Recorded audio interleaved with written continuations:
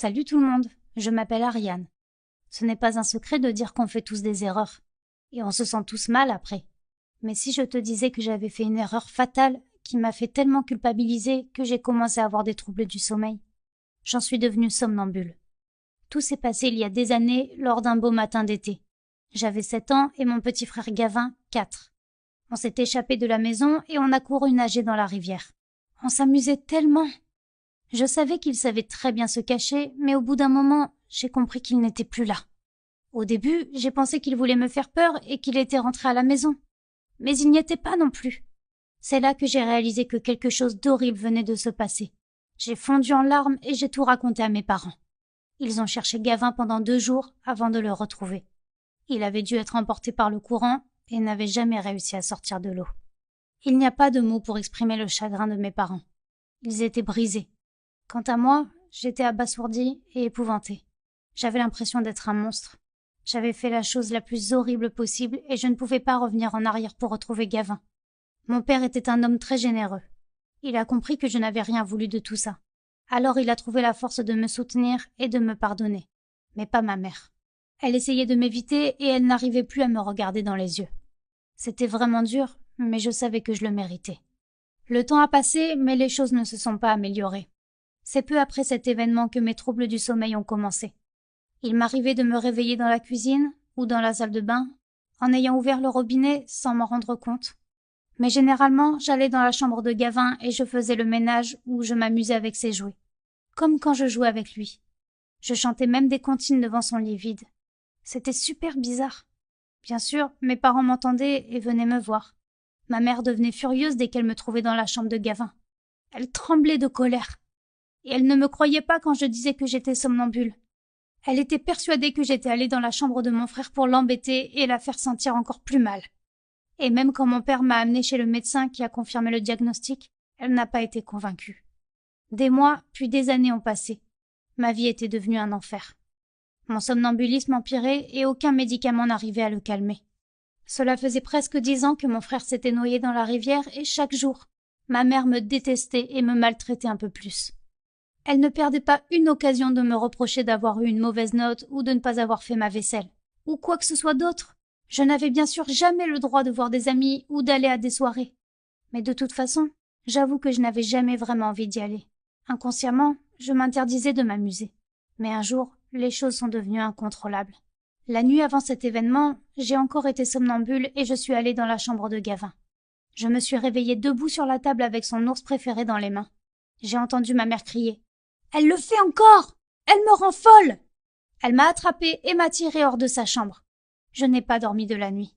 Je serrai l'ours de Gavin dans mes bras en pleurant. Forcément, j'étais très fatiguée à l'école le lendemain. J'étais assise en cours d'histoire en m'efforçant de ne pas fermer les yeux. Mais d'un coup, j'ai réalisé que je n'étais plus assise. J'étais debout au milieu de la classe. Tout le monde me regardait. Mon prof était rouge de colère et me demandait « Pourquoi un si mauvais comportement en cours? À quoi tu penses ?» Et comme d'habitude, je ne me souvenais de rien. Je n'avais même pas la moindre idée de ce que j'avais fait. Je l'ai appris plus tard dans le bureau du proviseur, quand mon prof a raconté l'histoire à mes parents. Je faisais des allers-retours les yeux grands ouverts, en criant des mots qui n'avaient aucun sens. Mon père a tout de suite parlé de mes problèmes du sommeil. C'était suffisant pour convaincre mon prof d'histoire et le proviseur, mais comme d'habitude, ma mère ne l'a pas cru. Quand on est rentré à la maison, on a eu une énorme dispute. Elle disait qu'elle me voyait comme une malédiction et qu'elle aurait aimé que ce soit moi qui me noie dans la rivière à la place de mon frère. Mon cœur s'est brisé en 1000 pièces. Même si mon père essayait d'être de mon côté, plus rien n'avait d'importance. Je n'arrivais pas à m'enlever ces mots de mon esprit. Ils tournaient en boucle comme un disque, et c'était le début de la fin. J'étais allongée dans mon lit et je me suis promis que je ne laisserais plus jamais ma mère me faire du mal. Et mon corps m'a entendu. Je me suis réveillée à 4 heures du matin en entendant un cri horrible. J'étais dans la chambre de mes parents. J'étais au-dessus du visage de ma mère en tenant une des haltères de mon père. Quelle horreur!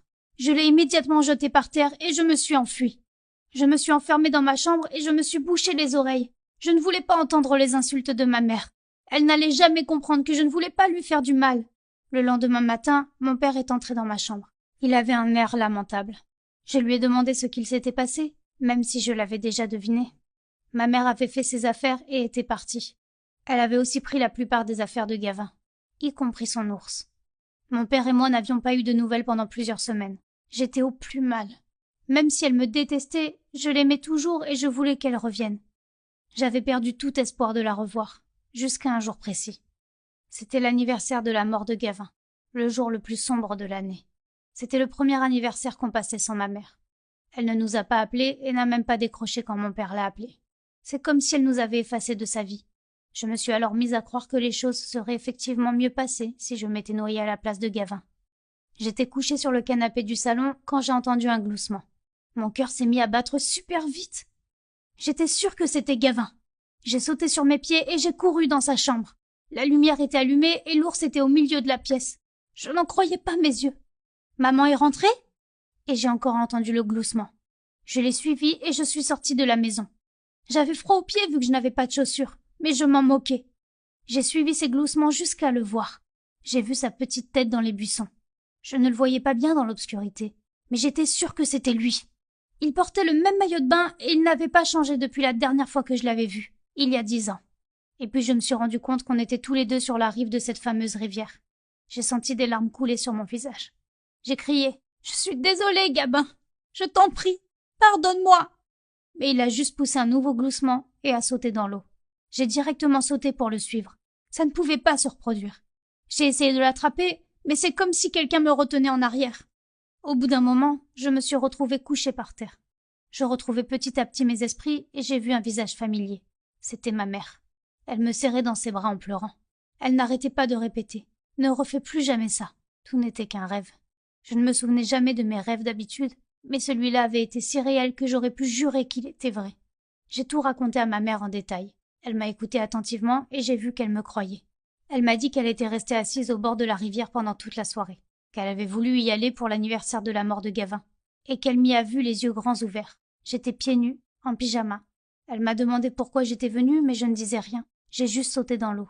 Ma mère a eu tellement peur qu'elle s'est précipitée dans la rivière pour me sauver.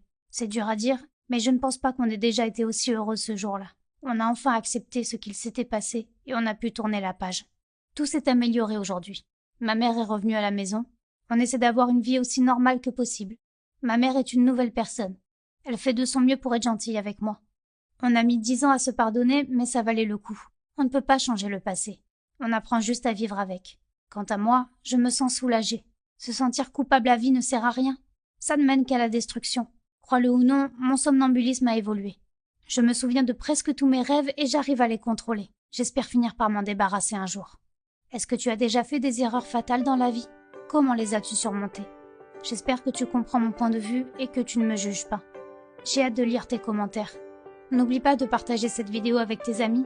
Je veux vraiment savoir ce qu'ils pensent aussi. Gros bisous, Ariane.